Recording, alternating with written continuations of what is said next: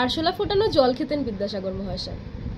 হ্যাঁ, আমরা যাকে বিদ্যাসাগর, দয়ার সাগর, করুণার সাগর বলে চিনি, তিনি একাধারে ডাক্তারও ছিলেন। হোমিওপ্যাথি বিদ্যা শিখেছিলেন গরিব দুঃখীদের চিকিৎসা করবেন বলে, কিন্তু নিজে শীতকালে হাঁপানি রোগে ভুগতেন। একদিন সকালে তিনি চা খাবার পর দেখলেন তার কাশি অনেকখানি সেরে গিয়েছে। তিনি তার ভৃত্যকে ডেকে পাঠান এবং জানতে চান যে আজ সকালে চাটা কিভাবে বানানো হয়েছে। ভৃত্য তাকে জবাব দেয়, যেভাবে রোজ চা তৈরি করা হয় আজকেও সেভাবেই চা তৈরি করা হয়েছে, খালি কেতলিটা ধোয়া হয়নি।